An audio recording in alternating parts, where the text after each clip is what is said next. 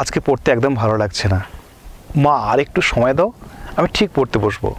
এখনও পরীক্ষাকে প্রায় 1.5 মাস বাকি রয়েছে, এখনো অনেক সময়। এত তাড়াতাড়ি পড়তে বসে কি হবে? দেখো আমি ঠিক ম্যানেজ করে নেবো।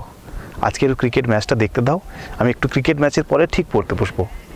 আর ঠিক রাত হয়ে গেলে মনে হয় মা সকালবেলা ভোরবেলা আমি উঠে ঠিক পড়তে বসবো।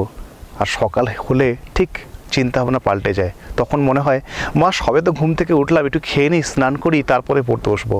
আর স্নান করার পরে যখন দুপুর গড়িয়ে যায় তখন মনে হয় মা আজকে একটু ঘুমিয়ে নিই, বিকেলবেলা পড়তে বসবো।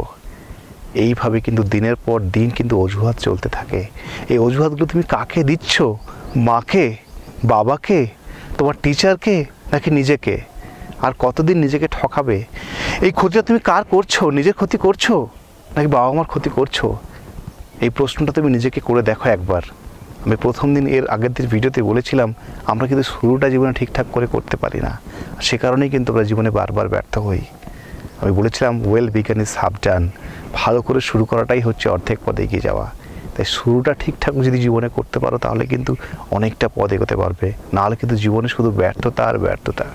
একটা কথা ভাবো, পৃথিবীতে সৃষ্টিকর্তা তোমাকে পাঠিয়েছে এক বিশেষ ক্ষমতা দিয়ে। সেই ক্ষমতা শুধু তোমার একার রয়েছে, আর কিন্তু সেই ক্ষমতা কাউকে দেয়নি, শুধু তোমাকেই সেই ক্ষমতা পৃথিবীতে ঈশ্বর দিয়ে পাঠিয়েছে। সেই ক্ষমতার তুমি ঠিকঠাক প্রয়োগ করো।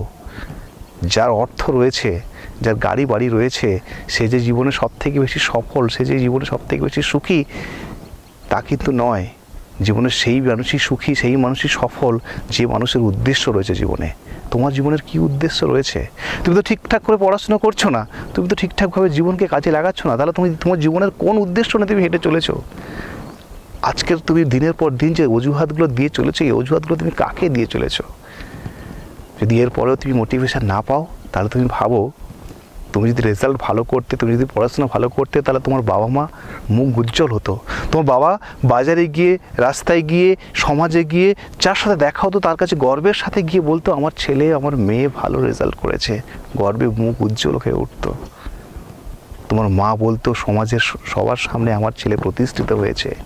আর তুমি নিজের জন্য, নিজেকে সবার সামনে জাহির করার জন্য বলতে পারতে আমি সমাজে প্রতিষ্ঠিত হয়েছি, আমি ভালো রেজাল্ট করেছি, কিন্তু সেটা করতে পারবে না। তাই যদি সেখান থেকে মোটিভেশন না পাও, তাহলে রাস্তায় বেরিয়ে দেখো কত হাজার হাজার ছেলে মেয়ে না খেতে পেয়ে অনাহারে মারা যাচ্ছে। তাদের কাছে পড়াশোনা করাটা তো অনেক স্বপ্নের ব্যাপার। তারা তো দুমুঠো খেতে পারে না, তারা তো পড়াশোনা করতেই পারে না। আর তুমি তো সে জায়গায় অনেক বেশি সৌভাগ্যবান, তুমি তো সেই পড়াশোনা করার মতো জায়গাটা পেয়েছো, তোমার বাবা মাকে পেয়েছো, তোমার বাবা মা তোমাকে সেই সাপোর্টটা দিচ্ছে, তারপরেও তুমি পড়াশোনা করবে না? পড়াশোনা করার সঠিক সময় কিন্তু আজকের, এখনই, এই মুহূর্ত থেকে তুমি শুরু করো, তাহলে কিন্তু জীবনে সফল হতে পারবে। না হলে কিন্তু জীবনে কখনোই সফল হতে পারবে না। তাই এই অজুহাতগুলো দেওয়া বন্ধ করো, নিজেকে আর ঠকিও না, জীবনে এগিয়ে যাও, ভালো থেকো। ভিডিওটা যদি ভালো লাগে শেয়ার করো, কমেন্ট করো, আমার চ্যানেলটি সাবস্ক্রাইব করো। Thank you.